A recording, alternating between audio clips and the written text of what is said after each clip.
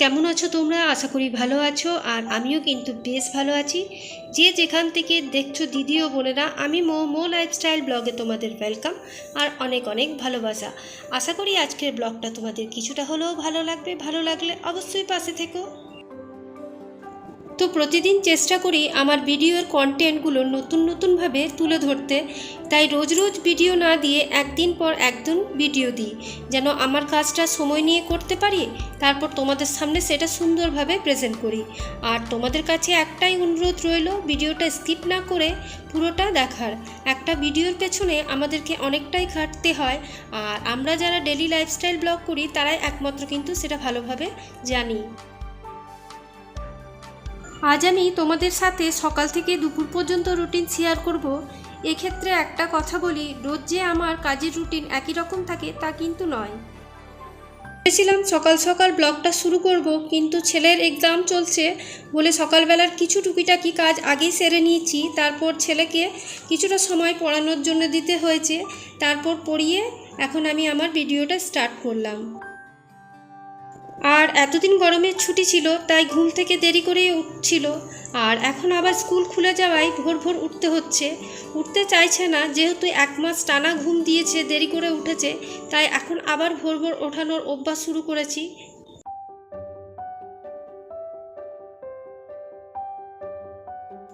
তো এইদিকে তোমাদের সাথে কথা বলতে বলতে দেখো, আমার মোটামুটি বাড়িতে যা ফার্নিচার ছিল সেগুলো আমি ভালোভাবে ডাস্টিং করে নিচ্ছি। আর এই ফুলদানিটা আমি খুব কম দামে পেয়েছিলাম, কিন্তু খুব সুন্দর দেখতে লাগে, আর এখানেই রেখেছি। এটা একটা ভাবছি র্যাকের মধ্যে তুলে রাখবো, কোনায় একটা র্যাক বসিয়ে। তো দেখা যাক, এখন যতই হোক এই টিভি স্ট্যান্ডের উপরে আছে, তো এখানেই রেখেছি।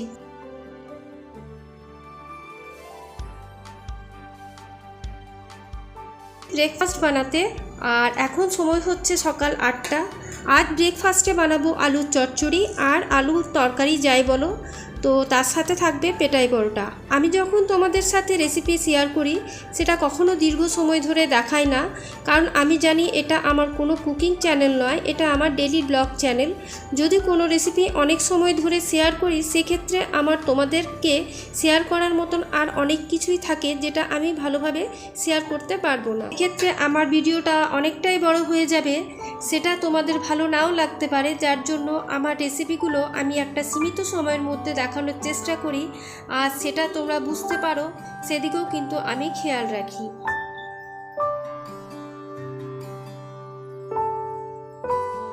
আর এখন ব্রেকফাস্টে ওই যে বললাম বানাবো পেটাই পরোটা, আর এই রেসিপিটা কিন্তু আমি দ্বিতীয়বার করছি। খুব একটা ভালো না পারলেও মোটামুটি ভালোই পারি।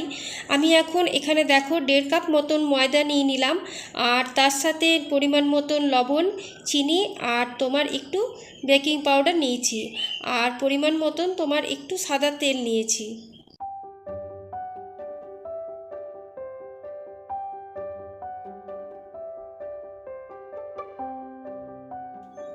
তো এখন দেখো পরিমাণ মতন সাদা তেলটা দিয়ে নিচ্ছি, আর সাদা তেলটা দিয়ে সব উপকরণগুলো একবার ভালোভাবে আমি হাতে করে মিশিয়ে নিচ্ছি, যাতে সব ভালো করে উপর নিচে হয়ে মিশ্রণটা ভালোভাবে মিশে যায়। আর এখন হালকা উষ্ণ গরম জল দিয়ে অল্প অল্প করে জল দিয়ে ডোটা তৈরি করে নিব। নর্মাল পরোটায় যেভাবে ডো তৈরি করি সেটার থেকে একটু নরমভাবে ডোটা। তো ডোটা কিন্তু অনেকক্ষণ ধরে আমি শেষে ভালোভাবে মেখে নিয়েছি, যেটা তোমাদের সাথে আর শেয়ার করলাম না। সামান্য পরিমাণ তেল তোমার উপর থেকে আমি এখন দিয়ে দেব, আর এটা 15 থেকে 30 মিনিটের মতন ঢাকা চাপা দিয়ে সেট করে রেখে দেবো।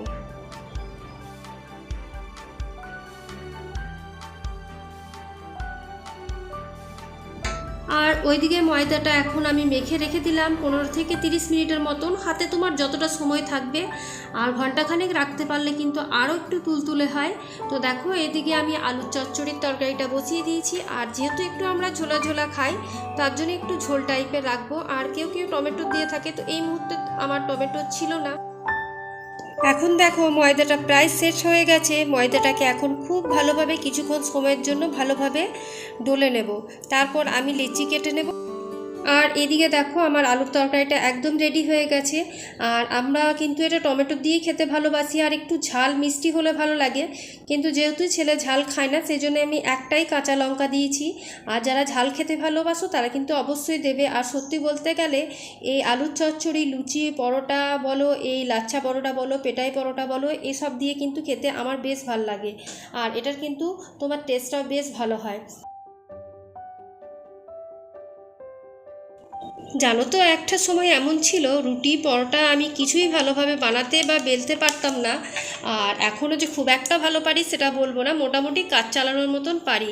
আর ময়দা তো মনে হয় যতই তোমার টান মারি ততই ছোট হয়ে যায়। তো সেই জন্য দেখো একটু ময়দা দিয়ে দিয়েই আমি বেলে নিচ্ছি। এরপর মাঝখানটা কেটে এরকমভাবে রোল করে নেব। এই পরোটা বানালে দেখবে ভেতরে কিন্তু অনেকগুলোই লেয়ার থাকে। তো এখন আবার একটু উপর থেকে ময়দা দিয়ে দিব, নিয়ে আমি তোমার ডোটাকে ভালোভাবে বেলে নেব।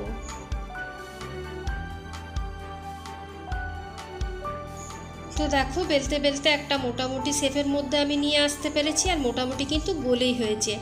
আর এখন তোমার গরম তাওয়াতে ভালোভাবে সেঁকে নেব। আর আমি তোমার ননস্টিকের তাওয়াটা বের করলাম না, এই তাওয়াটাতে যেহেতু রুটি হয়েছিল তার জন্য এটাই বের করলাম। তো এখন এটা ভালোভাবে আমি সাদা তেল দিয়ে লালচে লালচে করে সেঁকে নেব। আর এটা কিন্তু খেতে বেশ ভালো হয়েছিল জানো তো। ছেলে আমার বিশাল আগ্রহে বসেছিল যে কখন মা খেতে দেবে, ওর মানে আজ পড়াই মন বসছিল না। আর যখন নতুন নতুন কিছু খাবার হয় তখন ছেলে বলো মেয়ে বলো এদের কিন্তু আবদারটা আলাদাই থাকে। আর আমরাও মারা চেষ্টা করি যতদিন ছেলেরা ঘরে থাকছে স্কুল ছুটিতে ততদিন তাদেরকে নতুন নতুন কিছু বানিয়ে খেতে দেবো। তো এদিকে যে দেখো যেহেতু আমি পেটাই পোড়াটা বলছিলাম তাই একটু হাতে করে ক্রাশ করে নিলাম। আর ক্রাশ করে নিলে কি হয় তোমার লেয়ারগুলো বেরিয়ে আসে। তো চলো এখন ছেলেকে খেতে দিয়ে দিই। আলুর চচ্চড়ি ছিল, আর তোমার ছিল পেটাই পরোটা, আর মিষ্টি। মিষ্টি তো আমাদের সবার বাড়িতেই থাকে। তো ব্যাস এই ছিল আজকের ব্রেকফাস্ট।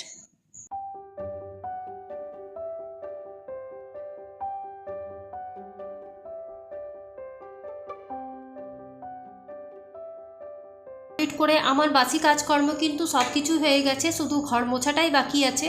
তো ব্যাস এখন ঘরটা মুছতে হবে। আর এদিকে দেখো কাল্লা গাছটা একদম মরে গেছে, বৃষ্টি পড়ছে তবুও কিন্তু কাল্লা গাছ আর বাঁচাতে পারলাম না।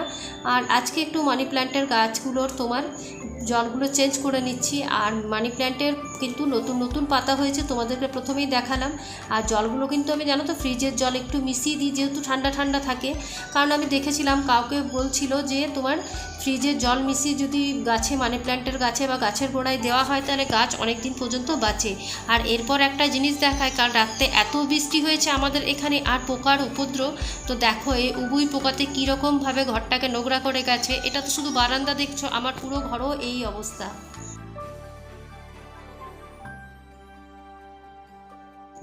তো ঘরদর ঝাড় দিয়ে তারপর এখন ঘরটা ভালোভাবে মুছে নিচ্ছি। আর উবুই পোকাতে কিন্তু আজকে আমাকে প্রচুর ডিস্টার্ব করেছে। আর আজ ঘর মুছতে আমার ঘড়িতে সময় 9:30 বেজে গেছে। তো যে কথাটা বলছিলাম, উভয়ের কথা মাথায় রেখে আমি কিন্তু ভিডিওগুলো তৈরি করি যেন কারো বোরিং না মনে হয়, এবং সবাই ভালোবেসে যে কয়েকজন মানুষ আমার ভিডিও দেখো, আমার যে খুব ভিউয়ার্স আছে তা নয়, কিছু মানুষ আছো যে যারা কমেন্ট করো প্রত্যেক দিন, আর কিছু ভিউয়ার্স আছো যারা রেগুলার আমার ভিডিও দেখো, তাদেরকে এইটুকুর জন্য কিন্তু আমার অসংখ্য ধন্যবাদ আর তাদেরকে অনেক অনেক ভালোবাসা।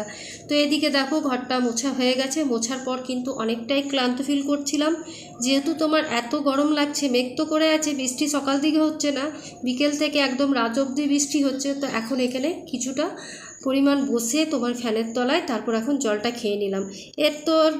এরপর তো রান্নাবান্নার কাজ, তো সেগুলোতে হাত দিতে হবে। আর এখানে ডায়েরিটাতে দেখে নিচ্ছিলাম যে আমার কিছু বাদ পড়ে গেছে নাকি, তো সেটাই।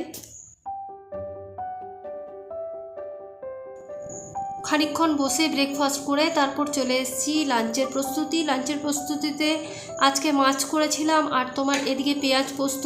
তো ব্যাস পেঁয়াজ পোস্তটা হয়েই গেছে। আর ওদিকে দেখতেই পাচ্ছ আরেকটা ওভেনে তোমার আমি ভাত বসিয়ে দিয়েছি। আর চলো এখন দেখো পেঁয়াজ পোস্তটা হওয়ার পর আমি এটা এখন বাটিতে রেখে নেব। আর পেঁয়াজ পোস্ত মানে বাটিতে রাখার পর যে কড়াইয়ের যেটুকু বস্তুর ভাজা ভাজা অংশটা পড়ে থাকে সেটা কিন্তু দেখবে আমরা যে তুলে খাই সেটা কিন্তু বেশ টেস্ট লাগে। মানে ওই যে পোড়া পোড়া ভাব হয়ে যায় না পোস্তটা, সেটা দেখবে গরম ভাতে দিয়ে খেতে বেশ ভালো লাগে। তো আমি কিন্তু এটা খেয়েই থাকি।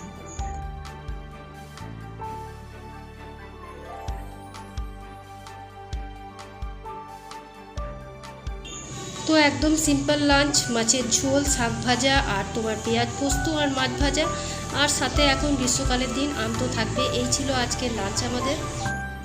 তো রান্না বান্না শেষ করার পর একটা বিশাল কাজ থাকে, যে কাজটা হলো রান্নাঘর ভালোভাবে পরিষ্কার করা আর বাসন মাজা।